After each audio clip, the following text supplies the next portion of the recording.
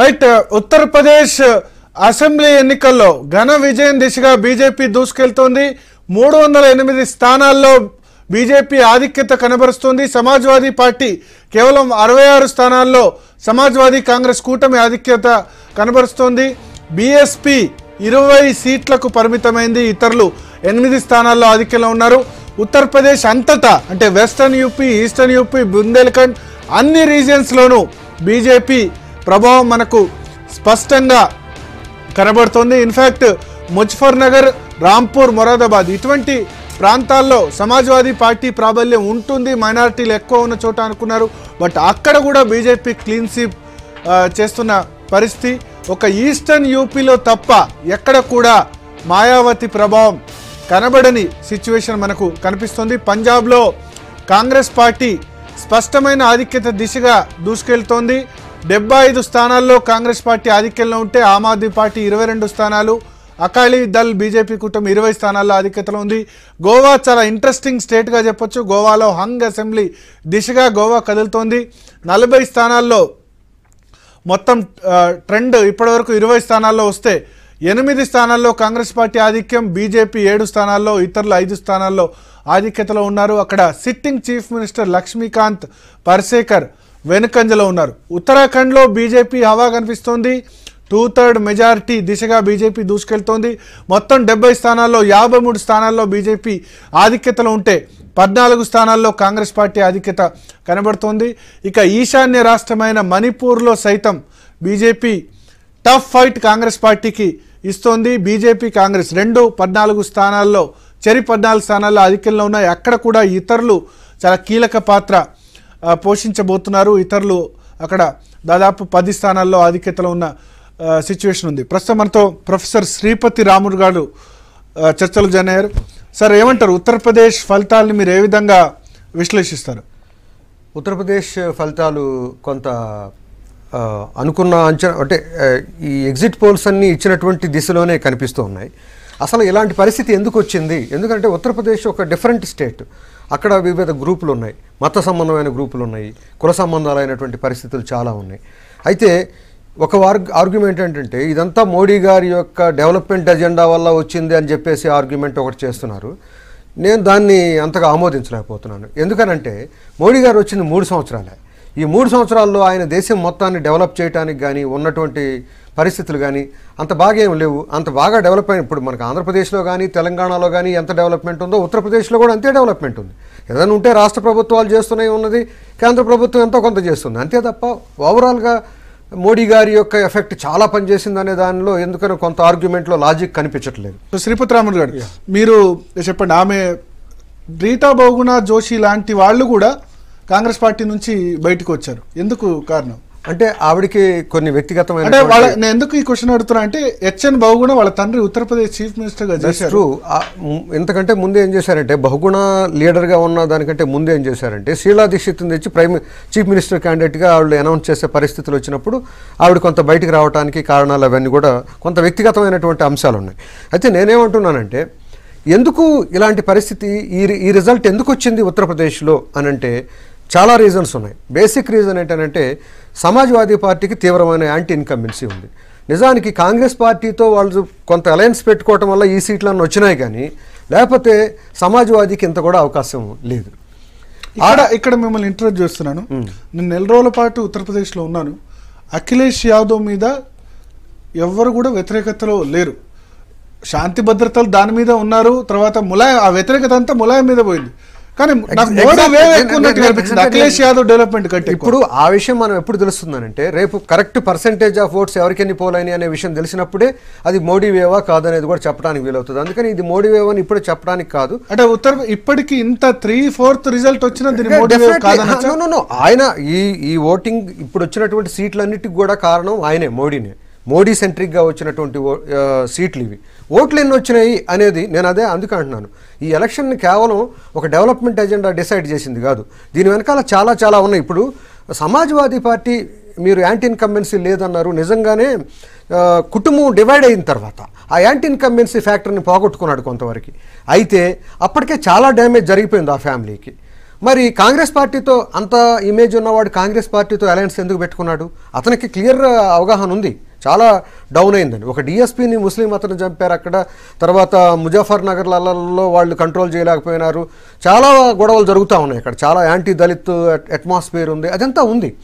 అందుకని ఆ anti incumbency చాలా పెనిట్రేట్ అయినటువంటి టైంలోనే తను భయం, ఒక రకమైనటువంటి డౌట్తో కాంగ్రెస్తో పెట్టి. సో ఒక్కసారి మన హరి కాస్లా గారిని అడుగుదాం. హరి కాస్లా గారు ఏమంటారు, యాంటీ ఇన్కంబెన్సీ ఉందా అఖిలేష్ యాదవ్ గవర్నమెంట్ మీద లేదా?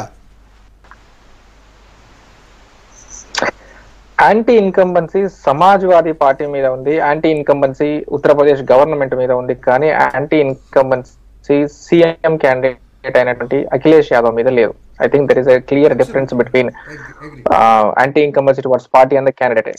ఎందుకు అని అంటే నెంబర్ 2 ఏంటిదని అంటే ఇంతకుముందు చెప్పినట్టుగా ప్రజలంతా కూడా ఉత్తరప్రదేశ్ లో ఒక 5 సీఎంలు ఉన్నారు. ఆ 5 సీఎంలలో కూడా అఖిలేష్ యాదవ్ మంచోడు అనేటువంటి ఒక రకమైనటువంటి ఒపీనియన్ ఉంది.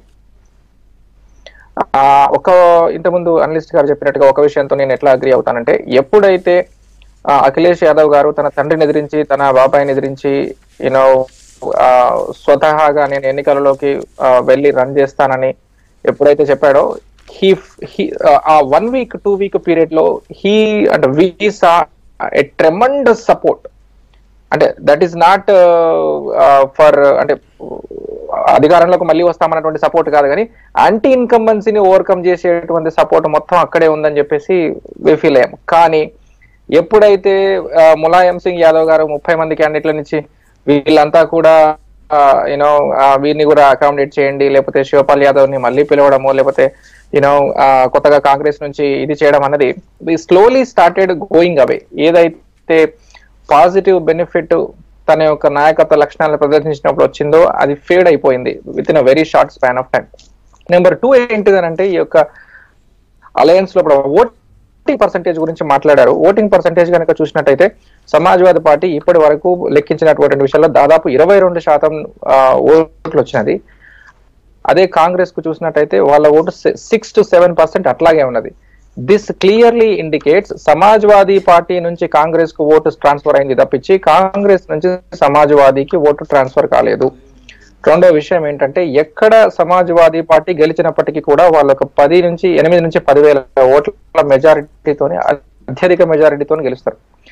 ఇట్లా గెలవడం వలన ఈ ఎక్కడైతే బీజేపీ ఉందో, బీజేపీ ఎప్పుడు కూడా చాలా తక్కువ 2 to 3% ఓట్లతోనే గెలుస్తారు. సో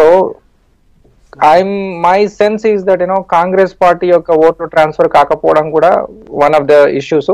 బట్ ఓవరాల్ గా దేర్ ఈస్ యాంటీ ఇన్కంబెన్సీ పార్టీకి ఉన్నది, కానీ క్యాండిడేట్ లేదు. Akhilesh Yadav was scene as a youth icon. చాలా మంది యూత్ ఆయన వెనకే ఉండాలి. ఇప్పుడు మీరు లాస్ట్ 1 year కనుక చూసినట్టే విమెన్ కి, యంగ్ మెన్ కి చేసినటువంటి పాలసీస్ దానికి చాలా మంచి పేరు తీసుకొచ్చాయి. అన్ఫార్చునేట్లీ అది ఓట్ల రూపంలో కన్వర్ట్ కాలేదు. But I think there is a bigger Modi wave is continuing. There is no presence here. It is continuing from 2014 to 2017 in Uttar Pradesh. Okay, మీరు రెస్పాండ్. అంటే వారు చెప్పింది కొంతవరకు నేను ఒప్పుకుంటున్నాను. అయితే ఇక్కడ ఏంటంటే, ముస్లిం ఓటు ఈ ఎన్నికల్లో చాలా ఇంపార్టెంట్ రోల్ ప్లే చేస్తుందని చెప్పేసి అందరం అనుకున్నాం. కాంగ్రెస్ అను సమాజ్వాదీ పార్టీ అలయన్స్. ఒక్క నిమిషం మిమ్మల్ని ఇంటరప్ట్ చేస్తున్నాను. బీజేపీ ఉత్తరప్రదేశ్ శాఖ అధ్యక్షులు కేశవ్ ప్రసాద్ మౌర్య మాట్లాడుతున్నారు. ఆయన ఏమంటారో చూద్దాం.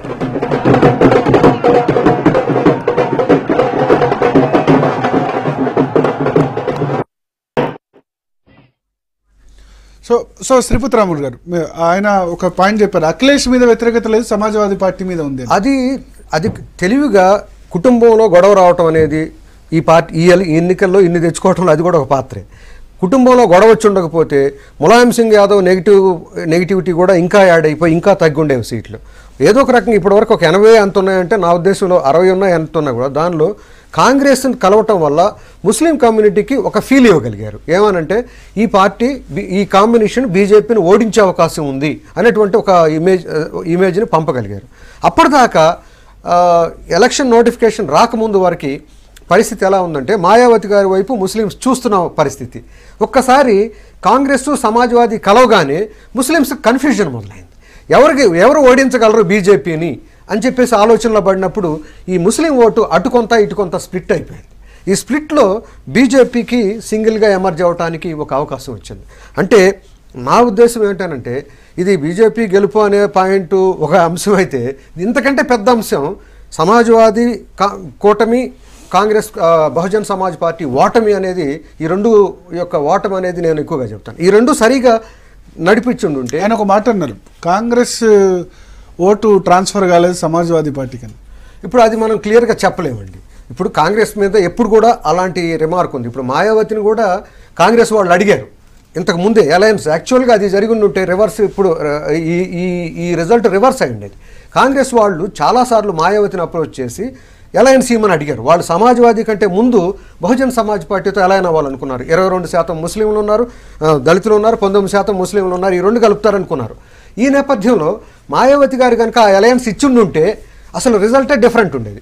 మాయావతి కూడా ఇదే మాట ఉంది, కాంగ్రెస్ ఓటు ఎప్పుడు, మా ఓటు ఎప్పుడు కాంగ్రెస్కు ట్రాన్స్ఫర్ అవుతుంది కానీ కాంగ్రెస్ ఓటు మాకు ట్రాన్స్ఫర్ కావట్లేదు అనేటువంటి ఒక అభియోగం పెట్టి ఆమె కూడా అలయన్స్ పెట్టుకోలేదు. ఎందుకు ఈ కాంగ్రెస్ మీద ఇలాంటి, కాంగ్రెస్కి ఎంత ఉంది, 15% ఓటు యాజ్ ఆఫ్ నౌ ఉన్నట్టుంది ఇప్పటివరకు. ఈ 15% ఓటు పూర్తిగా పడినా కూడా ఇప్పుడు ఆయన చెప్పిన దాని ప్రకారంగా 22 + 15 30 అట్లన్నా కావాలి. అంటే కాంగ్రెస్ నుంచి కొంత, సమాజ్వాదీ నుంచి కొంత ఈ కాంబినేషన్కి పడలేదు రెండు వైపుల నుంచి అనేది మనం చూడాలి. ఓకే, రఘురాం గారు ఢిల్లీ నుంచి జాయిన్ అవుతున్నాం. రఘురాం గారు, ఇది మోడీ వేవ్గా చెప్పొచ్చా లేకపోతే మైనారిటీ ఓటు పోలరైజేషన్ దీనివల్ల గెలిచిందని వచ్చా బీజేపీ? టోటల్ ఓవరాల్గా కేంద్ర ప్రభుత్వం నరేంద్ర మోడీ నాయకత్వానికి ప్రజలు తెలియజేసిన మద్దతుగా ఉత్తరాఖండ్ కానీ, మణిపూర్ కానీ, ఉత్తరప్రదేశ్ కానీ ఈ ఎన్నికలను చూసుకోవాల్సిన అవసరం ఉంది. ఉత్తరప్రదేశ్లో ముస్లిం ఓటు ఎటెళ్ళింది అని అనుకుంటున్నారు చాలామంది, కానీ రాజకీయ విశ్లేషకులకు అందనటువంటి విషయం ఏంటంటే ముస్లిమ్స్ చాలామంది 2014లో ఏ విధంగా అయితే ఓటు వేశారు బీజేపీకి, అదేవిధంగా ఇవాళ కూడా ఓటు వేశారు. ఇన్ని సంవత్సరాలు కూడా ముస్లిమ్స్ని లేదా దళితులని బీసీలని ఓటు బ్యాంకుగానే చూశారు. కాబట్టి ఆ పార్టీలకు ఇప్పుడు బుద్ధి వచ్చే విధంగా వీరందరూ కూడా ఏ విధమైనటువంటి పొరపచ్చారు లేకుండా నరేంద్ర మోడీ నాయకత్వానికి. రఘురాం గారు, ఎందుకు ఓటేశారు ముస్లింలు? ఒక్క సీట్ ఇవ్వనందుక లేకపోతే రిజర్వేషన్స్ వద్దనందుక ఎందుకు ఓటేశారు ముస్లింలు అనుకుంటారు?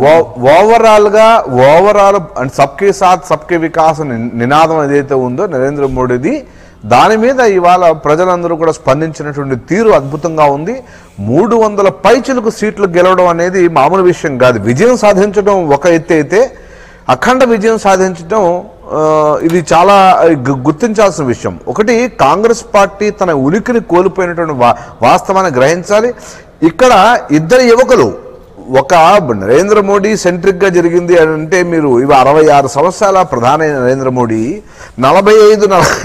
45-44 సంవత్సరాల వయసు ఉన్నటువంటి ఇద్దరు యువకులు ఆల్రెడీ ఉత్తరప్రదేశ్ని పరిపాలించింది ఒక ఆయన, దేశాన్ని 10 ఏళ్లు పరిపాలించినటువంటి నాయకత్వం వహించినటువంటి రాహుల్ గాంధీ, ఇద్దరు కూడా ప్రజలని మెప్పించడంలో, ప్రజలని నమ్మకం కలిగించడంలో ఫెయిల్ అయ్యారు. ఏదైతే ఇంతకాలంగా ఓటు బ్యాంక్ అనుకుని రాజకీయాలు చేశారో వాళ్ళందరికీ బుద్ధొచ్చే విధంగా ప్రజలు తీర్పు ఇచ్చారని మనం గ్రహించాల్సిన అవసరం ఉంది.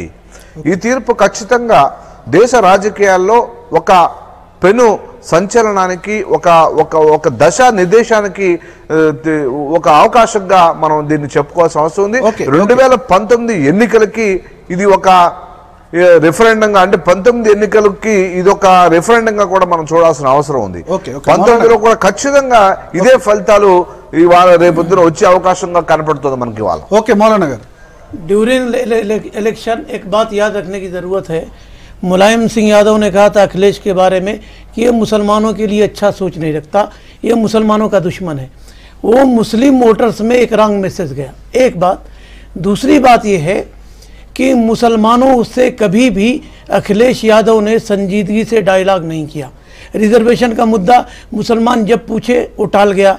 और ज़ियाउल हक का मर्डर, जो डीएसपी का मर्डर प्रतापगढ़ में हुआ, राजा भैया वो मर्डर में इन्वॉल्व है, अखिलेश ने उनको गले लगाया और मुख्तार अंसारी को दूर कर दिया। तो ये सारी बातें ये हैं कि अखिलेश सरकार मुसलमानों के लिए कन्फ्यूज थी और मुसलमान उसके लिए कन्फ्यूज थे। इसका नतीजा ये मिला कि बीजेपी आज विन है। मगर लोकतंत्र में जनता का निर्णय सर्वोपरि है। अब पोलराइजेशन हुआ, क्या हुआ, आज बीजेपी की जीत का वेलकम करने की जरूरत है, स्वागत करने की जरूरत लेकिन है। एमआईएम का इम्पैक्ट कितना है? देखिए एमआईएम का इम्पैक्ट क्या है, 32 जब प्लेस पर एमआईएम अपना कैंडिडेट खड़ा करी, 32 प्लेस पर वो बीजेपी को फायदा हुआ, एमआईएम भी फैक्टर है। सबसे बड़ी ज़रूरत क्या है कि सेकुलर पार्टियों को आत्मचिंतन करके जो मुसलमान भटक रहा है, इधर उधर फिर रहा है, उसको कैसे करीब करें, ये ज़्यादा ज़रूरत है। మహేష్ గారు మీరేమంటారు? ఇవన్నీ కూడా సమాజ్వాదీ కాంగ్రెస్ రెండు గెలవడంతో మైనారిటీ ఓటర్లకు ఒక పాజిటివ్ మెసేజ్ పోతుంది, దాదాపు 90% ఓట్స్ మాకు వస్తాయి అని అనుకున్నారు. ఎందుకు అది కన్వర్ట్ కాలేదు? అదే చెప్పారు కదా, వాళ్ళు ముందు నుంచి మాయావతిని సంపాదించే ప్రయత్నం చేశాము, వాళ్ళకి కుదరలేదు. ఎస్పీ కాంగ్రెస్ అలయన్స్ అయిన తర్వాత మాయావతి గారు 100 సీట్లనే కాన్సెప్ట్తో ముందుకు రావటం, ముస్లింలు కొంత అటు మొగ్గు చూపడం, కొంత ఇటు మొగ్గు చూపడం, సెక్యులర్ ఫోర్సెస్ వైపు. అంటే ముస్లింలు ఇంకొక ఇష్యూ రేజ్ చేశారు, కాంగ్రెస్ ఓటు సమాజ్వాదీకి ట్రాన్స్ఫర్ కాలేదు. అదే బహుశా ఆయన కరెక్ట్ చేసుకోవాలి. ఎందుకంటే ఆయన సమాజ్వాదీ పార్టీ అఖిలేష్ యాదవ్ కు స్ట్రాటజిస్ట్ గా పనిచేశారు. ఒపీనియన్. బట్ నేనేమంటున్నా అంటే ఫీల్డ్లో క్షేత్రస్థాయిలో కలిసి ప్రెస్ మీట్లు అడ్రస్ చేసినా, కలిసి ర్యాలీలు అడ్రస్ చేసినా, ప్రెస్ వాళ్ళు అడిగినా కూడా చెప్పారు, ఎవరో ఒకరు ఇద్దరు దగ్గరనే ఆ సమస్య ఉంది తప్ప మొత్తంగా కూడా కలిసే పనిచేస్తున్నాం అనే భావన వాళ్ళిద్దరు నాయకులు కలిసి అఖిలేష్ రాహుల్జీ కలిసి 100 సీట్లు మీకు ఇవ్వడం, 105 సీట్లు ఇవ్వడం ఆత్మహత్య సదృశ్యం. అసలు సమాజ్వాదీ పార్టీ అన్ని సీట్లు ఎందుకు ఇచ్చిందన్న అలిగేషన్ కూడా ఉంది. మీకు అంత బలం లేదు, 100 సీట్లు అనవసరంగా ఎక్కువ తీసుకున్నారు. ఇంకా 20 క్యాండిడేట్లు అఖిలేష్ యాదవ్ మీకు ఇచ్చారు క్యాండిడేట్ లేకపోతే. ఇప్పుడు పొత్తులు కుదుర్చుకునే నాటికున్న పరిస్థితుల బట్టి కొన్ని చర్చలు జరుగుతాయి. ఇరువురు పార్టీల నాయకత్వం అగ్రి అయిన తర్వాతనే కొన్ని సీట్ డిస్ట్రిబ్యూషన్ జరిగిన దాని మీద వచ్చిన ఫలితాలని పొత్తు ధర్మం భావిస్తూ ముందుకు తీసుకుపోవటమే కానీ ఇప్పుడు ఇన్ని సీట్లు అన్ని సీట్లు ఇప్పుడు నేను అనాలా? ఇప్పుడు ఒక్క నిమిషం నన్ను చెప్పు, నేను ప్లీజ్ చాలా సుదీర్ఘంగా వెయిట్ చేస్తున్నా. ఇప్పుడు వాళ్ళు శ్రీపతిరాజు గారు చెప్పినట్టుగా బీఎస్పీతో కాంగ్రెస్ బీఎస్పీ కలిసి ఉంటే మాత్రం ఈ రిజల్ట్ తారుమారయ్యేటి అని చెప్పారు. అంటే మేము ఎస్పీతో కలిసినందుకు చింతిస్తున్నామని బట్టి నేను చెప్తే బాగుంటుందా? సో పొత్తు ధర్మాన్ని కాపాడుతూ మంచైనా చెడైనా కలిసి ముందుకు పోయినా ఒక లక్ష్యం కోసము ఈ రోజు కూడా మా భవిష్యత్తు కూడా అదే లక్ష్యం కోసం పోరాటం చేస్తాం. కానీ ఇప్పుడు రీటా భవన్ కానీ ఎన్డీ తివారీ అనేది కాళ్ళు చేతులు పడిపోయినాయి, పక్షవాతం వచ్చింది, ఆయన ఎత్తుకపోయి కూర్చోబెట్టి కండువా కప్పారు. అంటే బీజేపీ వేస్తున్నటువంటి రాజకీయ ఎత్తులు మీరు వాళ్ళ అధికారాన్ని ఉపయోగించి అర్థబలాన్ని ఉపయోగించి చేస్తున్న జిమ్మికుల గురించి మీకు చెప్పాలని చెప్పాను. సో వాళ్ళని లోపరుచుకోవడం వల్ల ఒక మెసేజ్ మాస్లోకి. రెండోది మణిపూర్లో చూస్తే మా ముఖ్యమంత్రి అభ్యర్థి మీద పోటీ చేయమని ఇరోమి షర్మిల ఏదైతే ఆమె సుదీర్ఘకాలం పాటు నిరాహార దీక్ష చేసిందో ఆమెను 36 కోట్లు ఇస్తామని బ్రైబ్ చేసి, ఇది రిపోర్టెడ్ ఇన్ న్యూస్ పేపర్స్, నేను కొత్తగా చెప్పిన కవిత్వం కాదంటే ఈ రకంగా ఎన్ని రకాలుగా వీలైతే అన్ని రకాలుగా ఎలక్షన్ అన్నాక ఎవరు ధర్మయుద్ధం ఖచ్చితంగా మీరు ఒప్పుకుంటున్నారా? బీజేపీ రఘుపతి గారు ఒకవేళ మేము ధర్మ యుద్ధం చేయలేదు, మేము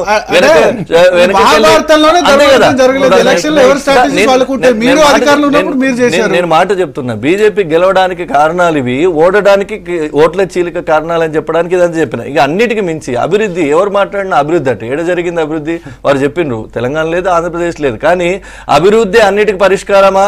అభివృద్ధి జరిగిందా? అభివృద్ధి పేరుతో ఏం జరిగిందో నేను ఒక ఉదాహరణ చెప్తాను. తర్వాత 1933లో జర్మనీకి ఛాన్సలర్గా హిట్లర్ రాకముందు అక్కడ హై రేట్ ఆఫ్ ఇన్ఫ్లేషన్ ఉండేది, అంటే అధిక ధరల ప్రభావము, ప్రజలు కష్టాల కొట్టుమిట్టాడుతున్నారు.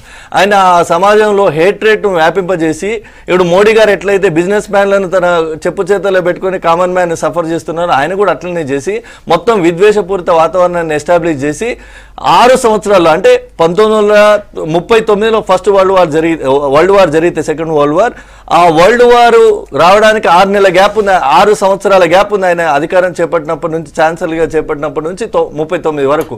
ఆ 6 సంవత్సరాల్లో జర్మనీని చాలా బలిష్టంగా తయారు చేసి ఆర్థిక వ్యవస్థ పెంపొందించి చివరికి ప్రపంచ యుద్ధాన్ని ఇనిషియేట్ చేసే స్థాయికి జర్మనీ తీసుకుపోయినారు. మరి అది క్షేమకరమైన అభివృద్ధి? సో ఈ దేశంలో అభివృద్ధి జరగకపోగా ఆ రకమైనటువంటి విద్వేష పోకడలు, ఆ రకమైన విధ్వంసకర ఆలోచనలు, కింది స్థాయిలో సామాన్యుని నడ్డి విరిచే చేష్టలతో బీజేపీ ముందుకు పోతుంది. ఈ రోజు వచ్చిన ఏదైతే ఈ మెజారిటీ ఏదైతే ఉందో, ఉత్తరప్రదేశ్ లో వచ్చిన తీర్పు ఉందో, అది వాళ్ళు చేసిన ప్రజా వ్యతిరేక విధానాలకి ఆమోదం కాదు. మీకు ఫలితాలు ఇలాంటివే వస్తాయి. ప్రజల యొక్క ప్రజలకి నచ్చే విధంగా ఏ రోజు పరిపాలన చేయలేదు. రాష్ట్రాన్ని దేశాన్ని కూడా దోచుకోవడమే పనిగా పెట్టుకున్నారు.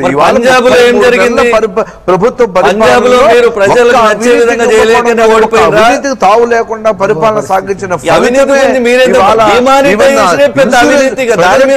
బ్యాంక్ అకౌంట్లు ఇవ్వాలా మీరు? 5 రాష్ట్రాల ఎన్నికల ఫలితాల్లో ఉత్తరప్రదేశ్, ఉత్తరాఖండ్ లో బీజేపీ దూసుకుపోతోంది. బీజేపీ ఉత్తరప్రదేశ్ లో 3/4 మెజార్టీ అంటే దాదాపు 75% సీట్లు పైగా సాధించే దిశగా, ఘన విజయం దిశగా, బహుశా ఉత్తరప్రదేశ్ చరిత్రలో కూడా ఇన్ని సీట్స్ ఏ అసెంబ్లీ ఎన్నికల్లో కూడా ఏ రాజకీయ పార్టీకి బహుశా వచ్చి ఉండవు. దాదాపు 308 సీట్లలో బీజేపీ ఆధిక్యత మనకు కనిపిస్తోంది. సమాజ్వాదీ కాంగ్రెస్ పార్టీ అలయన్స్ కేవలం 65 సీట్లు ఆధిక్యంలో ఉంటే బహుజన్ సమాజ్ పార్టీ దాదాపు తుడిచిపెట్టుకుపోయిన పరిస్థితి. కాంచీరాం పార్టీ స్థాపించినప్పటి నుంచి ఇంత తక్కువ సీట్లు ఉత్తరప్రదేశ్లో బహుశా ఎప్పుడు కూడా వచ్చిండవు. కేవలం 20 స్థానాల్లో మాత్రమే ఆధిక్యత కనిపిస్తోంది. ఇక ఉత్తరాఖండ్లో కూడా బీజేపీ ప్రభంజనం కనిపిస్తోంది. అక్కడ ఏకంగా sitting chief minister Harish Rawat 2 స్థానాల్లో పోటీ చేస్తే ఆల్రెడీ ఆయన హరిద్వార్ రూరల్ స్థానం నుంచి ఓడిపోయిన పరిస్థితి ఉంది. 53 స్థానాల్లో బీజేపీ ఆధిక్యతలో ఉంటే కాంగ్రెస్ పార్టీ కేవలం 14 స్థానాల్లో ఆధిక్యతలో ఉంది. ఉత్తరాఖండ్లో ఇంత మెజారిటీ ఉత్తరాఖండ్ రాష్ట్రం ఏర్పడినప్పటి నుంచి ఏ రాజకీయ పార్టీ కూడా రాలేదు. పాంచ్ పటాకా పేలింది. ఉత్తరప్రదేశ్, ఉత్తరాఖండ్లో బీజేపీ ప్రభంజనం సృష్టించింది. అనూహ్యంగా ఎవరి అంచనాలకు అందకుండా యూపీలో కమలం దూసుకుపోయింది. ఎగ్జిట్ పోల్స్ను మించి ఉత్తరప్రదేశ్లో 300 సీట్లకు పైగా గెలుపొంది సరికొత్త రికార్డు క్రియేట్ చేసింది బీజేపీ. అమిత్ షా వ్యూహాలకు తోడు మోడీ చరిష్మా ఫుల్గా వర్కౌట్ అవుతుంది. ఇంటి పోరు, కాంగ్రెస్తో పొత్తు, మిస్టర్ క్లీన్ అఖిలేష్ కొంప ముంచాయి. పెద్ద నోట్ల రద్దు, అభివృద్ధిపై అఖిలేష్, రాహుల్ కలిసి ప్రచారం చేసిన యూపీ ఓటర్ పట్టించుకోలేదు. యూపీలో మాయావతి నేతృత్వంలోని బహుజన్ సమాజ్వాదీ పార్టీ అంతగా ప్రభావం చూపలేకపోయింది. ఇక ఉత్తరాఖండ్ను భారీ మెజారిటీతో తమ ఖాతాలో వేసుకుంది కమలం పార్టీ. అటు సిద్ధు ద్వయం 10 ఏళ్ల తర్వాత హస్తం పార్టీకి అధికారం కట్టబెట్టింది. మణిపూర్లో కాంగ్రెస్ బీజేపీ హోరాహోరీగా తలపడుతుండగా ఉక్కు మహిళ ఇరోం షర్మిల ఓటమి పాలైంది. అటు గోవా ఓటరు కాంగ్రెస్ వైపు కొంత మొగ్గు చూపినట్లు ట్రెండ్ చూస్తే ప్రస్తుతం అర్థమవుతుంది.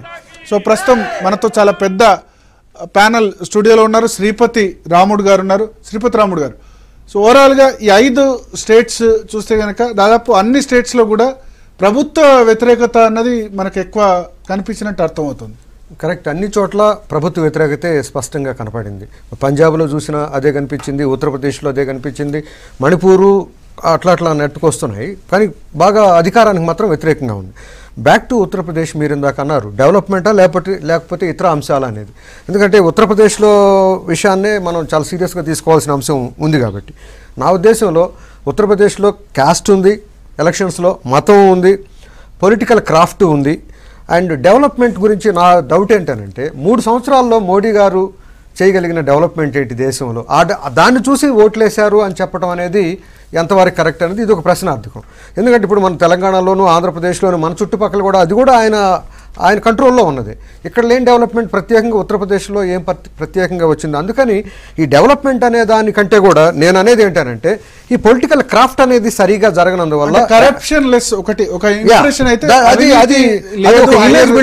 ఆ ఇమేజ్ బిల్డప్ అయింది. దట్ మనం అగ్రీ చేయాల్సింది.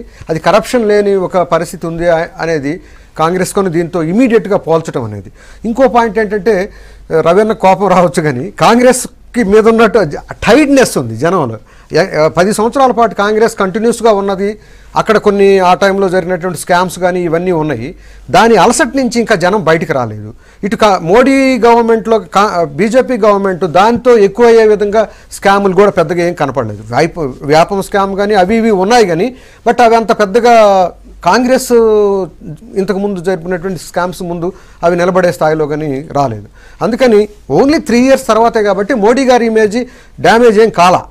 ఇంకా 2 సంవత్సరాల తర్వాత మరి ఎలా ఉంటుందో చూడొచ్చు. అందుకని డెవలప్మెంట్ కంటే కూడా పాలరైజేషన్ స్పష్టంగా రవీణ చెప్పినట్టుగా పాలరైజేషన్ స్పష్టంగా జరిగింది అక్కడ. అయితే మాయావతి గారు ఈ క్రాఫ్ట్ చేయకపోవడం అనేది పొలిటికల్ క్రాఫ్ట్లో అబ్సల్యూట్ ఫెయిల్ అయ్యారు.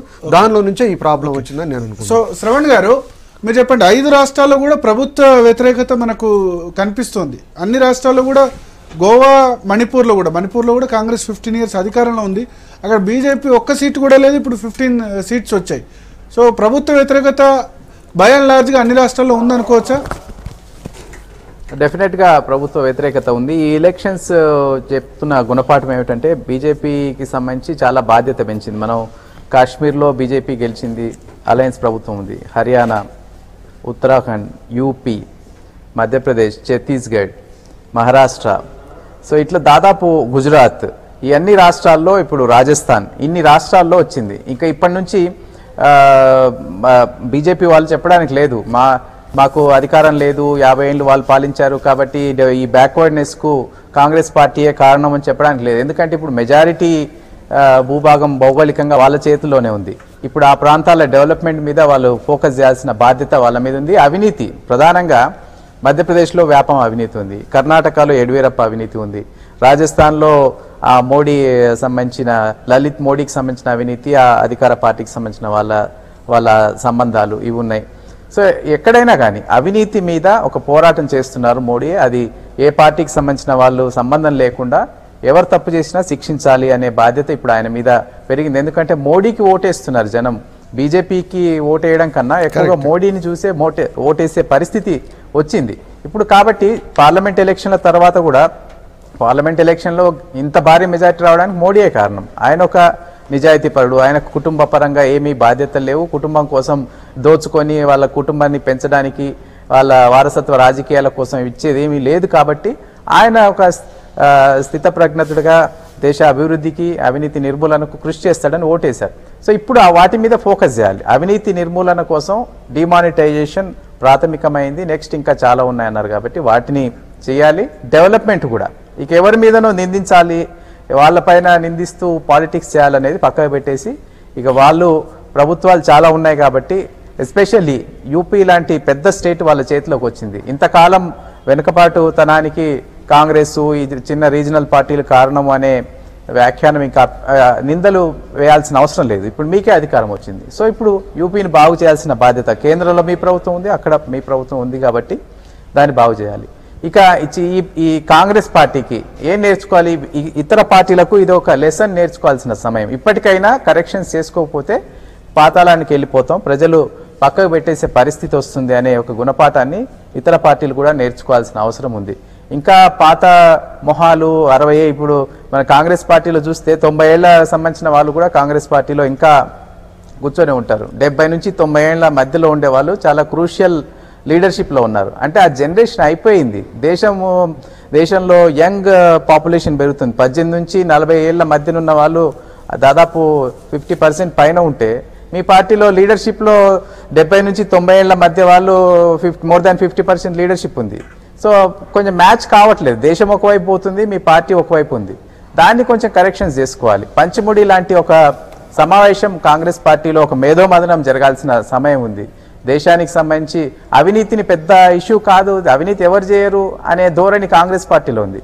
అది కాదు, అవినీతి అనేది చాలా కీలకమైన అంశం. దానివల్ల ప్రజలు సఫర్ అవుతున్నారు, ప్రజలు అసహించుకుంటున్నారు అవినీతిని అనే విధానం కాంగ్రెస్ పార్టీలో రావాలి. తమను కరెక్ట్ చేసుకోవాలి, పర్ఫార్మెన్స్ చేసే లీడర్లను తీసుకురావాలి, కొత్త సెక్షన్స్ను పార్టీలోకి తీసుకురావాలనే ధోరణి కాంగ్రెస్లో రావాల్సిన అవసరం ఉంది. ఇక ఈ కుటుంబ రాజకీయ పార్టీలు, ప్రాంతీయ పార్టీల్లో కూడా వాళ్ళల్లో కూడా మార్పు రావాలి. ఒకే కుటుంబము ఇదేదో సామ్రాజ్యం లాగా తీసుకొని మాదే రాజ్యం, మేము మా కుటుంబము, కోడళ్ళు, కొడుకులు, తమ్ముళ్ళు, ఇదే రాజకీయం చేసేది కాదు. ప్రజలకు సంబంధించింది ఇది డెమోక్రసీ. కాబట్టి దీన్ని సరి చేసుకోవాల్సిన అవసరం ఉందనే ధోరణి వాళ్ళలో రావాల్సిన అవసరం ఉంది.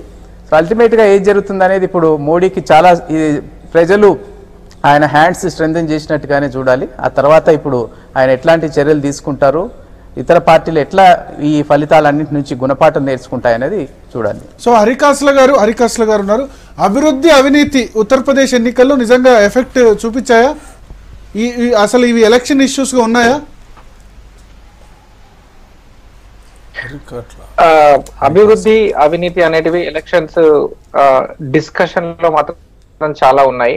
కాకపోతే ఏంటంటే మతం మీద, తర్వాత లా అండ్ ఆర్డర్ మీద జరిగినటువంటి డిస్కషన్ డెవలప్మెంట్ మీద జరగలేదు. సర్ప్రైజింగ్ థింగ్ ఏంటంటే ఇప్పుడు ఇంత డెవలప్మెంట్ చేసి అని చెప్పుకుంటున్నటువంటి నరేంద్ర మోడీ గారు కూడా వాళ్ళ యొక్క స్పీచ్లలో డెవలప్మెంట్ తక్కువ, పోలరైజేషన్ ఎక్కువ కనిపించింది. కానీ డెవలప్మెంట్ మీద మాత్రమే, లైక్ నేను ఇంతకుముందు చెప్పినట్టుగా, ఒకవేళ డెవలప్మెంట్ మీద మాత్రమే ఫోకస్ చేసినట్టయితే అఖిలేష్ యాదవ్ కొంతవరకు యూనో తన యొక్క బలాన్ని పెంచుకునే అవకాశం ఉంటుందని చెప్పి ప్రాబబ్లీ నరేంద్ర మోడీ గారు కానీ మన అమిత్ షా గారు కానీ డెవలప్మెంట్ కన్నా కూడా వీళ్ళ యొక్క అవినీతిని, at the same time polarisation ఎక్కువగా కనిపించింది అన్నది నా అభిప్రాయం. రెండో విషయం ఏంటంటే, అఖిలేష్ యాదవ్ గారి ఎమ్మెల్యేల పైన చాలా, ఇప్పుడు మౌలానా గారు చెప్పినట్టుగా, ఇప్పుడు మిగతా మిత్రులు చెప్పినట్టుగా ఒక anti incumbency, anti elected official impression అనేది చాలా ఉన్నది. అఖిలేష్ యాదవ్ మంచోడే అంటారు కానీ ఆయన చుట్టుపక్కల ఉన్న వాళ్ళందరినీ కూడా జనాలు యాక్సెప్ట్ చేయలేదు. That was one of the biggest drawback for the Samajwadi party. ఇంకొకటి ఏంటి అని అంటే, అవినీతి అన్నది, విజిబుల్ అవినీతి చాలా తక్కువ ఉంది. నేను I do not want to get in to the details, but visible అవినీతి అనేది అఖిలేష్ యాదవ్ గారి పేరు మీద కానీ ఆయన చుట్టుపక్కల ఉన్న పేరు మీద చాలా తక్కువ. కానీ రౌడీయిజం, గూండాయిజం, తర్వాత దౌర్జన్యం లాంటివి వాళ్ళ ఎమ్మెల్యేల మీద, మంత్రుల మీద చాలా వచ్చాయి. That was the one of the biggest negative point for Samajwadi party.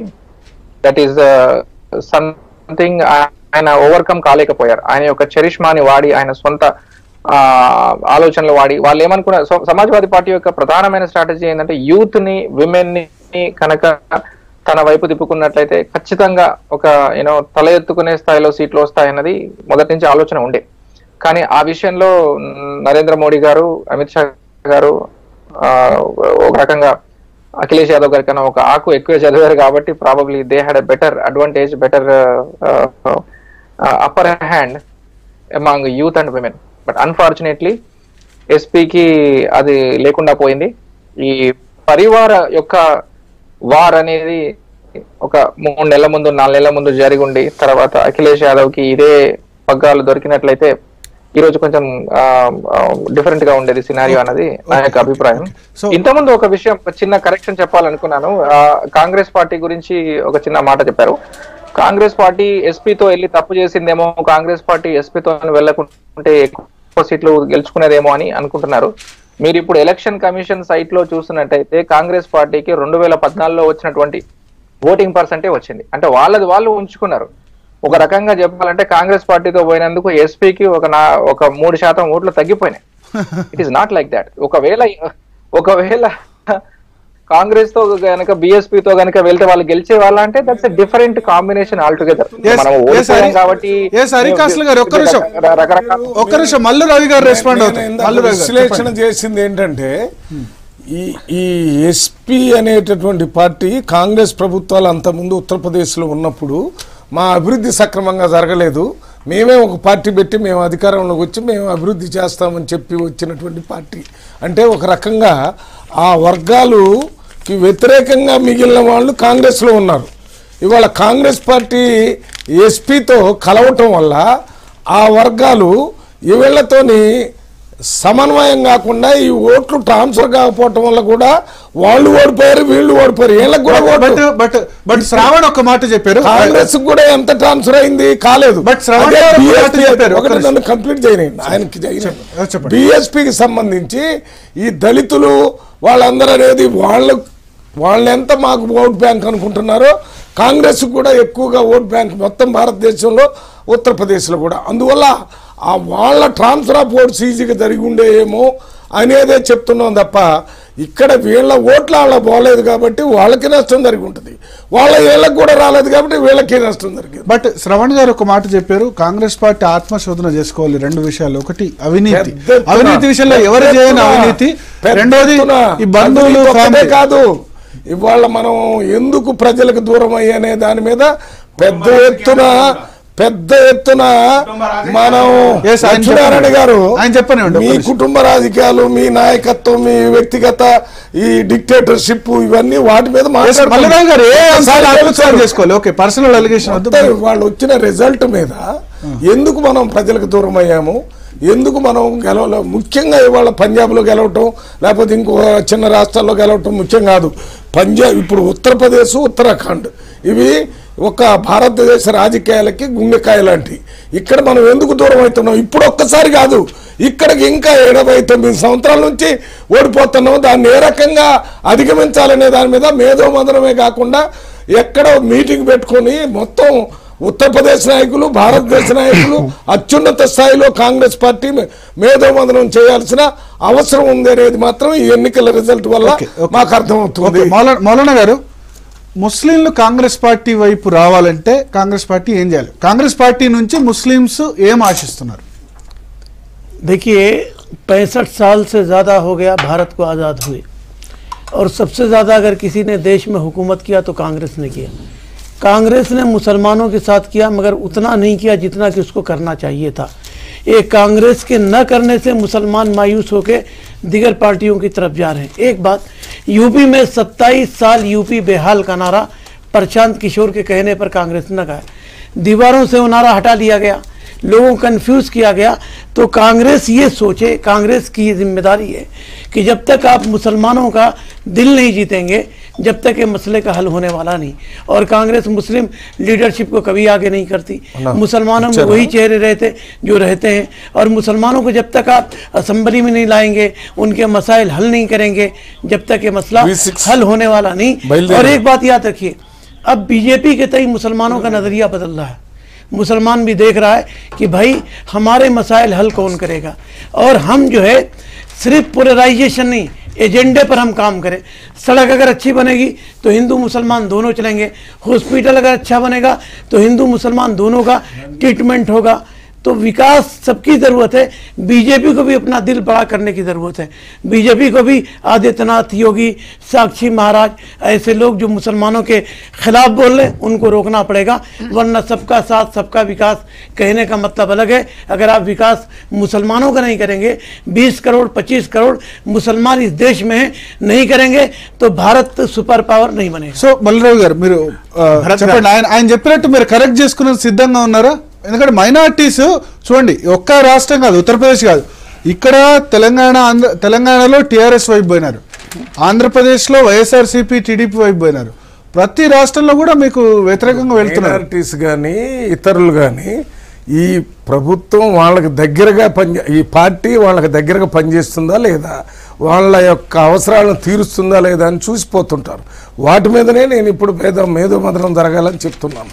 ఊరికనే కూర్చోటం కాదు, ఇక్కడ కాంబినేషన్ ఆఫ్ యూత్ ఓల్డ్ రెండు, ఒక ఇంట్లో తాత తండ్రి మనవడు ఎట్లా కలిసి పనిచేస్తారో ఆ రకంగా అన్ని వర్గాలని కలుపుకొని పోయే విధంగా కాంగ్రెస్ పార్టీ ఆలోచన చేసి మన సెక్యులర్ విధానాన్ని చెప్పటంలో కాకుండా చేసి చూపించే దాంట్లో ఎక్కడో ఫెయిల్ అయ్యేనట్టు కనపడుతుంది మనకి. ఆ ఫెయిల్ అయిన దాన్ని సరి చేసుకోవడానికి ఏం చేయాలనేది అత్యున్నత స్థాయిలో పెద్ద ఎత్తున మనం చర్చ చేసుకుని కాంగ్రెస్ పార్టీని మళ్ళీ ప్రజలకు దగ్గరగా తీసుకుని పోవాలా. ప్రజల అవసరాన్ని తీర్చడం అనేదే, ప్రజల కోసం పనిచేయటం అనేదే పార్టీల ఉద్దేశం, కానీ అధికారంలోకి రావటం కాదు.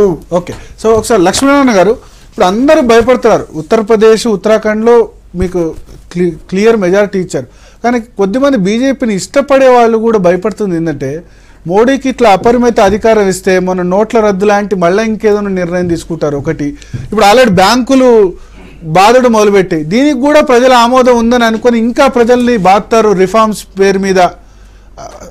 అంటే ఆ భయం అయితే ఒకటి ఉంది. ప్రతి నిర్ణయం పైన అనుకూల అంశాలు, ప్రతికూల అంశాల విషయంలో స్పష్టమైనటువంటి అనలైజేషన్, విశ్లేషణ ఉంటుంది. ప్రజలకు ఉపయోగమయ్యేటువంటిది లాంగ్ రేంజ్లో.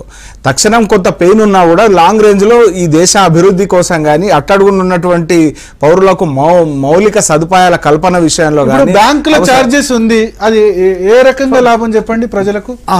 దాని విషయంలో గతంలో ఒకసారి ప్రస్తావన వచ్చినప్పుడు అరుణ్ జైట్లీ గారు 3 సార్లు డ్రా చేస్తే 20 రూపాయలు అంటే అది ఎట్లా లాభం? సామాన్యులు జైట్లీ గారు చాలా స్పష్టంగా చెప్పడం జరిగింది గతంలో ఒక చార్జ్ చేసే విషయంలో. ప్రజలకు అంటే అది భారం అయ్యేటువంటి పరిస్థితి ఉంటే సమీక్షిస్తుంది. గెలిచాం కాబట్టి ప్రజలు దాన్ని ఆమోదించారని మీరు ఇంకా ఇటువంటి కొత్త తీసుకొచ్చే అవకాశం ఒకటండి.